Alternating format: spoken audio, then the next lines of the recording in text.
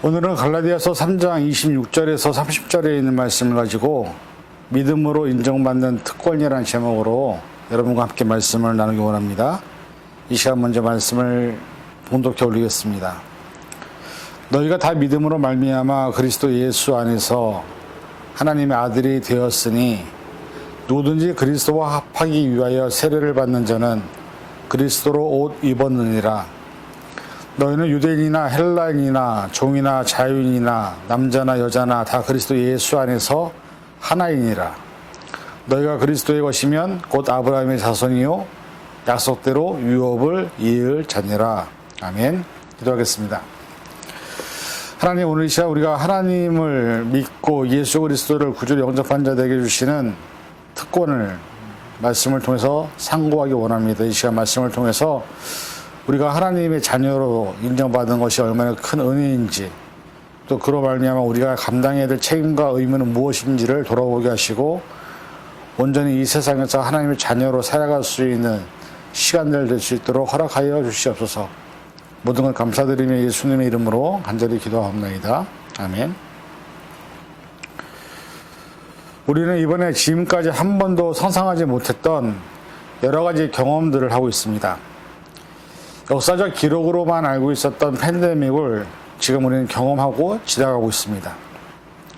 온라인상에 여러 가지 모임들이 진행되고 있고 더 이상 대면으로 만나지 못하는 그런 시간들도 많이 있었습니다. 그리고 바이러스의 전염으로 우리는 수많은 사람들이 가족을 잃는 슬픔을 경험해야만 했고, 아직도 병원에서는 바이러스로 인해서 죽어가고 있고, 그들을 돕기 위한 의료진들의 열심히 최선을 다하는 모습들이 있음을 보게 됩니다. 이제는 마스크가 일상화되어서 마스크를 쓰지 않으면 어디도 들어갈 수 없고, 지금은 백신을 맞았어도 사실은 전염이 되고 있는 상황이기 때문에 항체 검사도 해야 되고, 또 코로나 백신을 맞은 사람들만, 그것이 증명된 사람들만 공공장소에 들어갈 수 있는 환경이 되어버렸습니다. 사실 우리가 이런 것을 있으리라 경험을 예측을 했다라면 이렇게 힘들지 않았을 텐데, 이런 일은 예측한다고 준비될 수 있는 일이 아니죠. 그리고 또 하나, 이번 얼마 전에 끝났던 올림픽을 보면서 아마도 최초일 것입니다. 관중이 없는 올림픽. 바이러스로 인해서 올림픽이 1년 연기되기도 했고, 또 관중이 없는 무관중 올림픽을 치러야만 했습니다. 경험해보지 못한 팬데믹 기간을 여러 가지, 그리고 새로운 많은 변화를 경험하며 또한 우리는 새로운 환경에 익숙해져 가고 있습니다. 그러한 가운데서도 세상은 변함없이 흘러가고 있고, 시간은 멈추는 것이 아니라 점점점 빠르게 지나가고 있는, 그리고 그 안에서 살아있는 우리들은 삶의 무게와도 싸우면서 이 환경 안에서 살아가야만 합니다. 나라마다 전쟁과 자유를 위한 투쟁, 아직도 배고픔과 굶주림에 시달리고 있는 사람들, 그리고 이념과 종교 안에서의 갈등으로 빚어진 전쟁은 많은 사람들에게 세상에서 우리가 감당해야 될 삶의 이유와 무게를 다시 한번 생각하게 하는 그런 시간을 보내고 있지 않은가 생각을 합니다. 그런 차원 안에서 우리가 21세기를 살아가고 있는데, 그 안에 우리들은 누구로 존재하느냐? 하나님의 자녀로 존재합니다. 오늘 말씀을 살펴보는 이유는 과연 하나님의 자녀는 그런 상황 속에서 어떻게 살아야 되는지, 어떤 마음과 생각으로 살아야 되는지, 그리고 그 안에서 어떻게 우리가 하나님의 자녀인 것을 드러내야 되는지를 살펴보기를 원합니다. 왜냐하면 입으로만 하나님의 자녀라고 하고 우리 스스로 이야기하지만 사실 삶은 여전히 세상적인 인간적인 삶으로 살아가고 있는 우리들의 모습을 부인할 수 없기 때문입니다. 그런 측면에서 우리가 오늘은 하나님의 자녀라는 의미가 무엇이고 그 정체성을 가지고 살아갈 때 어떤 삶을 살아야 하는지를 말씀을 통해서 함께 생각해보는 시간이 되기를 바랍니다. 첫째, 오늘 본문의 말씀을 보니까는 예수님을 믿음으로 우리가 하나님의 자녀가 된다라고 약속하고 있습니다. 우리가 살아가는 일반적인 세상의 삶은 대부분 계급 조직의 구조를 가지고 있습니다. 그래서 회사에 들어가거나 어떤 공동체에 들어가더라도 처음부터 그 조직의 리더가 되는 일은 절대 없습니다. 내가 직접 그것을 만들지 않는 한 대부분은 아래부터 한 단계 한 단계 인정을 받고 그리고 어느 정도 시간이 지나고 연륜과 경험과 능력이 인정될 때에 그래도 리더라는 그런 수식어를 달게 되는 그런 조직 속에 살고 있습니다. 현재 전 세계에서 가장 인기 있는 기업 그러면 구글, 아마존, 아니면 애플, 한국은 아마 삼성 같은 대기업일 것입니다. 모든 청년들이 그곳을 들어가기 위해서 취업을 준비하는 수많은 사람들이 있습니다. 왜 그럴까요? 이유는 하나입니다. 큰 회사에 들어가면 월급도 많지만 그로 인해서 생기는 여러 가지 많은 베네핏이 있습니다. 그리고 그것을 통해서 결혼도 하게 되고 안정적인 가정을 꾸미는 기반을 제공받기 때문이죠. 세상에서도 어떤 회사에서 인정을 받는 것이 얼마나 힘들고 어려운지 우리는 잘 알고 있습니다.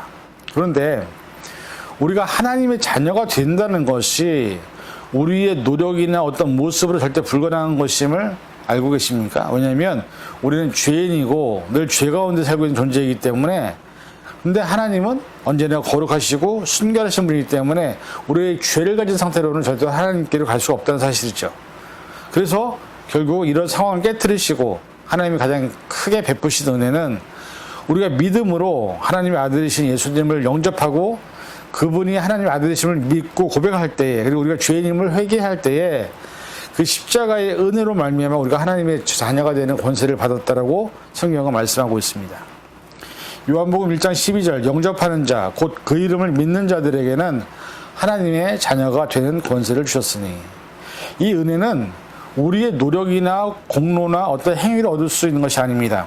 이 은혜는 하나님께서 인간을 구원하시기 위하여 자기의 아들인 예수님을 십자가 내어주신 값없는 은혜이고 이 사실을 믿기만 하면 우리가 하나님의 자녀가 된다고 성경은 말씀하고 있습니다.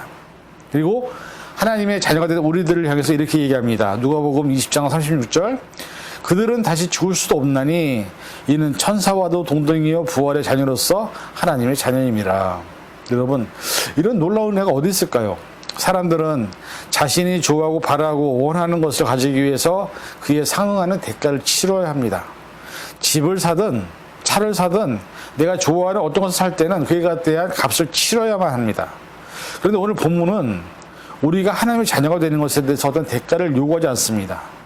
다만 예수님을 받아들이고 믿기만 하면 우리에게 구원의 은혜를 허락하신다고 하십니다. 하지만 한 가지 기억할 것은 하나님의 자녀가 되었다고 해서 그 다음부터 아무렇게나 살고 아무것도 하지 않냐고 하나님 자녀답게 살지 않는다면 우리는 그 은혜와 사랑 안에서 다시 죄인으로 추락할 수 있음을 기억해야 합니다. 이것은 세상적인 원리에서 똑같습니다. 여러분 아무리 노력을 해서 뭐 구글에 들어가고 뭐 아마존에도 들어가고 삼성에 들어간다고 생각해 보십시오. 아 들어갔다. 그 다음부터 아무것도 안 하고 있으면 자연적으로 월급이 나오고 또 자연적으로 내 주어지는 베네핏이 주어집니까? 아니죠. 그 안에서도 치열한 경쟁과 치열하게 인정을 받는 모습이 있을 때에 결국 그것이 자기에게 도달오는 것을 우리는 보게 됩니다. 내가 그 자리에 있다고 해서 그 자리가 유지되는 것이 아니라는 것이죠. 하나님의 자녀가 되었다고 해서 내가 저절로 하나님의 자녀로서 계속 하나님께 구원받는 자녀가 되는 것이 아니라 자녀가 되었어도 자녀로서 해야 될 일들이 있다는 것을 깨달아야 됩니다. 왜냐하면 그렇게 살지 않으면 우리는 또다시 예전의 죄인의 모습으로 되돌아갈 수밖에 없는 죄인이기 때문입니다. 요한일서 5장이죠. 우리가 하나님을 사랑하고 그의 계명을 지킬 때에 이로써 우리가 하나님의 자녀를 사랑하는 줄 아노라. 이 말씀을 보면 우리가 하나님을 사랑하고 하나님이 주신 말씀, 계명들을 지킬 때에 비로소 우리가 하나님의 자녀라는 것이 증명이 된다는 것이죠. 예수님을 구주로 인정하고 믿을 때 하나님의 자녀 되는 권세를 주시지만 그것으로서 가만히 있는 것이 아니라 하나님을 사랑하는 행동, 하나님을 사랑하는 그 믿음의 모습, 하나님의 말씀에 순종하는 삶을 살아갈 때에 비로소 우리가 하나님의 자녀라는 것이 입증되고 그 다음에 증거가 된다는 것을 성경은 말씀하고 있습니다. 저와 여러분이 이 사실을 잃어버리면 우리는 죄인일 수밖에 없습니다. 입으로 시인한 것은 얼마든지 다시 내려놓을 수 있기 때문이죠. 사람이 얼마나 입이 간사합니까? 중요한 것은 우리가 하나님의 자녀라는 그 정체성을 잃어버리지 않기 위해서 말씀에 순종하고 말씀대로 살고 말씀 안에서 하나님과 늘 동행하는 삶을 살기 위한 최선의 노력을 할 때에 우리에게 주신 하나님의 주신 그 특권, 하나님의 자녀라는 그 정체성이 유지된다는 것을 잊지 마시고 늘 하나님의 자녀라는 정체성을 잃지 않기를 간절히 부탁을 드립니다. 두 번째, 예수님 안에서 하나로 얘기합니다. 오늘 말씀을 보면 종이나 뭐 남종이나 여종이나 빈부의 격차나 그런 것 다 떠나서 하나님의 자녀이면 다 예수 안에서 하나라고 얘기합니다. 세상은 빈부나 여러 가지 상황이나 환경이나 배경에 따라 사람을 구분하고 기준을 가집니다. 그래서 사실 세상 안에서는 사람이 모두 똑같다, 너랑 나랑 똑같은 존재다, 이런 의식은 없습니다. 얼마나 많이 갖고 있느냐, 얼마나 많은 어떤 위치에 있느냐, 많은 것을 누리고 있느냐에 따라서 사람을 가리게 되는 것이죠. 어떤 나라에서는 사람이 태어나는 순간 그 사람의 인생이 결정이 됩니다. 빈부와 격차가 심한 나라일 경우는 특히 더 그렇죠. 그런데 오늘 본문에 보면 예수님을 구주로 영접하고 하나님의 아들로 받아들인 모든 사람들은 세상의 기준이 아니라 하나님의 기준 안에서 모두 하나라고 얘기합니다. 사실 우리나라가 잘 알다시피 한국의 유교 문화가 굳게 자리 잡고 있을 때에 그 사회적인 지배구조가 무너지는 그 격동기에 얼마나 많은 사람들이 죽었는지, 얼마나 많은 선교사님들이 정말 순교를 했는지 우리가 알 수가 있는 것이 바로 역사입니다. 대한민국이라는 나라에서 예전에 우리는 한민족 혹은 백인족이라는 개념이 있었습니다. 미국에서도 백인 우월 사상이 있습니다. 그래서 백인들이 노예를 흑인 유지를 없애기까지, 그리고 지금도 흑인과 백인 사이에서 얼마나 많은 문제가 있는지 모릅니다. 그런데 하나님의 자녀들은 백인이든 흑인이든 돈이 많든 돈이 작든 뭐 가난하든 상관없습니다. 모두가 예수 안에서 하나라고 얘기합니다. 왜 하나일까요? 이유는 모두가 그들의 입술로 내가 하나님의 아들이신 예수 그리스도를 영접했기 때문이죠. 그래서 하나인 겁니다. 똑같을 수밖에 없는 겁니다. 구원을 받는 조건이 우리의 의나 우리가 완전해서가 아니라 모두 불완전하고 죄인인데, 그럼에도 불구하고 예수 그리스도를 구주로 인정하는 순간 우리가 하나님의 자녀가 된다는 것이죠. 그래서 모두가 하나님 안에서 한 형제 자매라고 얘기하는 것입니다. 그리고 그런 사람들에게 주시는 가장 큰 축복이 무엇인지 아십니까? 로마서 8장 39절. 높음이나 깊음이나 다른 어떤 피조물이라도 우리를 우리 주 예수 그리스도 안에서 있는 하나님의 사랑에서 끊을 수 없느니라. 이것처럼 큰 은혜가 없습니다. 예수님을 구주로 인접한 사람들에게 하나님은 우리를 자녀로 인정해 주실 뿐만 아니라 어떤 존재도 이 세상에 어떤 것도 우리가 하나님의 사랑을 받고 있다는 그 사실에서 우리를 끊을 수가 없다는 것을 바로 말씀하고 있는 것입니다. 여러분, 이 사실이 정말 느껴지십니까?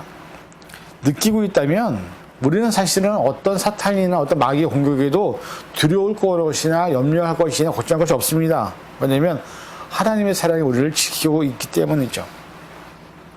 사실 우리가 당하는 모든 어려움과 힘든 순간들, 그 속에서 우리가 임마누엘 하나님이 나와 함께 계시다는 것을 믿는다면 무엇을 두려워하고 걱정하겠습니까? 그래서 성경에서 여러 번 말합니다. 두려워하지 말라, 놀라지 말라, 내가 너와 함께함이라, 내가 너를 붙들리라, 나는 전능한 너의 하나님이니라.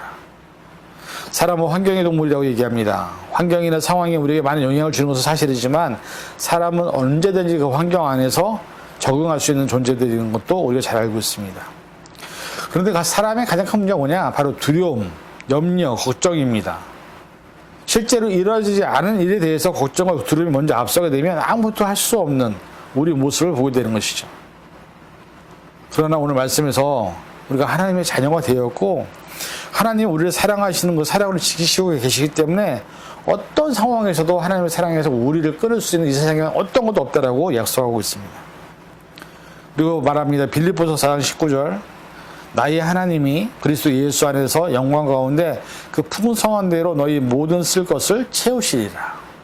얼마나 큰 은혜입니까?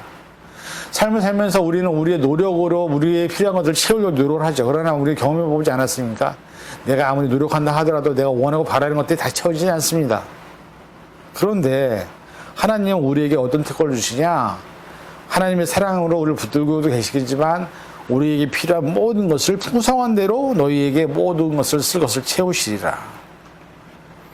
이것이 얼마나 큰 축복인지 우리는 깨달아야 됩니다. 하나님은 우리에게 모든 것을 공급하시는 분이십니다. 그 하나님이 우리와 함께 있는데 우리가 무엇을 두려워 염려하겠습니까? 그래서 사실 우리가 이런 특권을 갖고 있는 하나님의 자녀라는 사실이 우리의 삶을 살아가는 이유가 되고 목적이 되는 것임을 여러분 모두가 깨닫기를 바랍니다. 세 번째는 하나님의 자녀는 유업을 이을 자라고 얘기합니다. 하나님의 자녀가 되었다는 의미는 하나님의 자녀가 누리는 여러 가지 특권과 복을 누린다는 개념이 포함되어 있습니다. 사실 많은 사람들이 태어난 순간 자신의 운명이 결정되는 것을 알고 있습니다. 어쨌든 현실적으로 부유한 가정에서 태어나면 그에 상응하는 부와 여러 가지 많은 혜택이 있는 것도 사실이고, 가난한 집안에 태어나게 되면 그로 인해서 생기는 여러 가지 불편함이 있는 것도 사실입니다. 그러나 중요한 것은 세상적인 기준으로 그럴지 몰라도 하나님의 자녀의 정체성을 갖고 살아가는 모든 사람들에게 하나님의 자녀이자 우리는 하나님의 상속자로 인정하신다고 말씀합니다.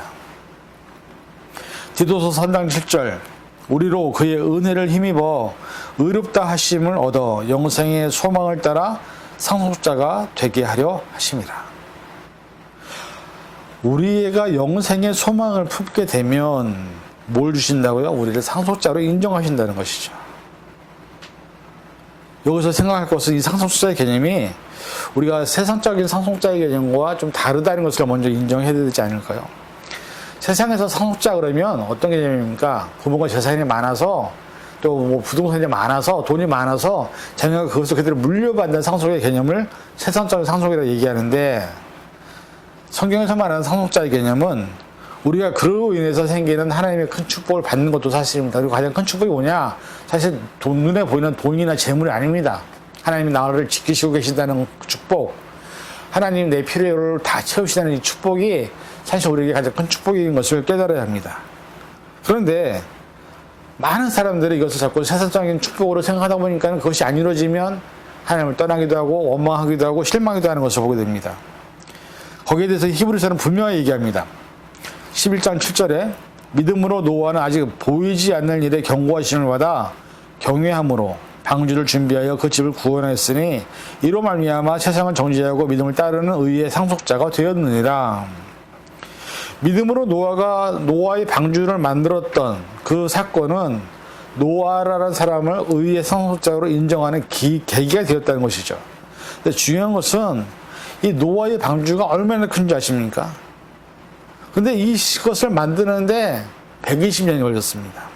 120년 동안 노아의 가족 8명이, 남자 4, 여자 4명이서 만들었기 때문에 비 한 방울 오지 않는 그 맑은 날씨 속에서 그 산 꼭대기에서 만들 때 얼마나 많은 사람들이 비난하고 조롱하고 막 욕을 하고 좀 미쳤다고 얘기하고, 사실 이야기라서 그렇지 우리가 만약에 여러분이 그렇게 하라고 하시면 여러분 하시겠습니까? 120년 동안 여러분이 있는 곳에서 가장 높은 산에다가 방주를 만드는데 여러분 가족들끼리 가서 만든다고 한다면 하시겠냐고요. 근데 노아는 했다는 것이죠. 대부분 우리가 성경을 통해서 나타나는 많은 사람들의 이야기를 보면서 그 사람들이 하나님을 만나고 경험하고 또 듣고 음성을 듣고 이런 것들을 부러워합니다. 그런데 여쭤봅니다. 만약에 그런 환경에 우리가 있다고 한다면 여러분은 감당할 수 있겠냐고요. 다니엘과 같은 상황, 또 어쩌면 모세와 같은 상황, 다윗과 같은 상황, 이런 성경에 있는 인물들처럼 우리가 그런 상황에 놓이기를 원하는 사람이 과연 있을까요?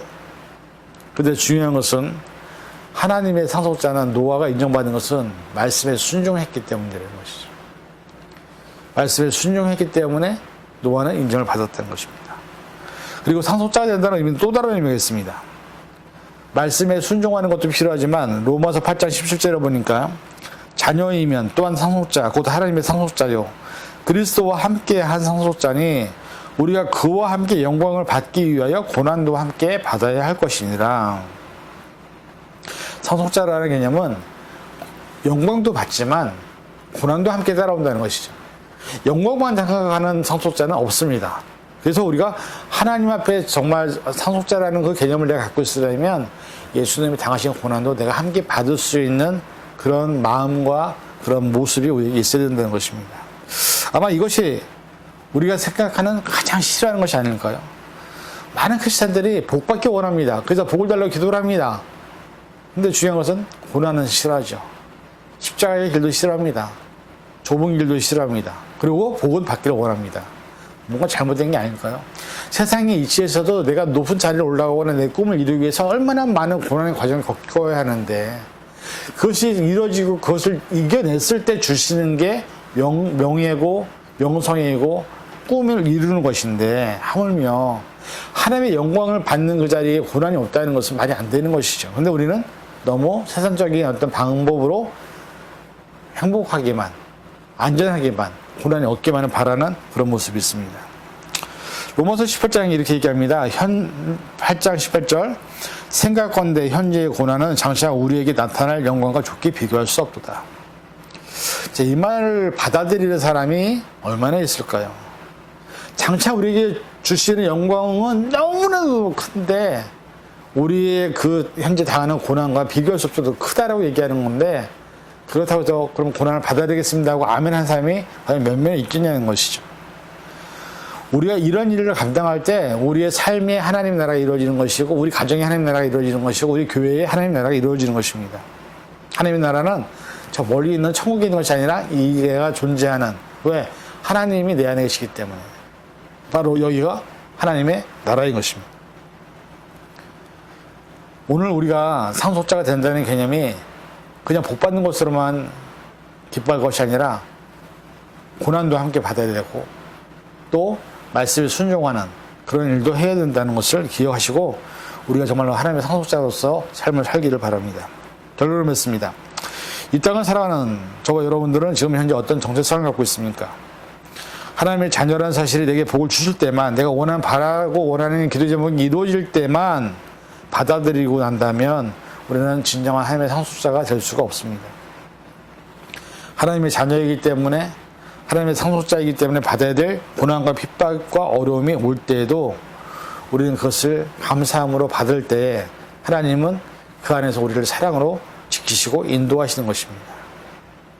저와 여러분이 세상에서 수많은 사람 중에 선택하여 부르신 바로 우리가 교회입니다. 하나님의 자녀들입니다. 그래서 우리가 비록 세상에서 삶을 살지만 우리의 마음과 생각은 늘 하나님과 동행하는 애눈과 같은 삶을 살아야 되는 것입니다. 그럴 때 우리의 삶에 하나님의 놀라운 능력과 권능이 임하는 것을 경험하게 되는 것을 믿으시고 간절히 바라는 것은 저와 여러분들이 하나님의 자녀로서의 정체성을 잃지 않고 사셔서 하나님이 주시는 참된 복을 누리는 그런 믿음의 식년들 될 수 있기를 간절히 축원을 드립니다. 기도하겠습니다. 사랑해 주님 감사합니다. 오늘 이 시간 저희들의 말씀을 통해서 하나님의 자녀가 받는 특권이 어떤 것인지 얼마나 대단한 것인지 놀라운 것인지를 깨달았습니다. 우리의 삶에서 우리가 하나님 앞에 인정받는 삶이 되어서 하나님의 영광을 나타내고 주의 능력을 나타낼 수 있는 귀한 모습 될 수 있도록 축복하여 주시옵소서. 모든 것 감사드리며 예수님의 이름으로 간절히 기도하옵나이다. 아멘.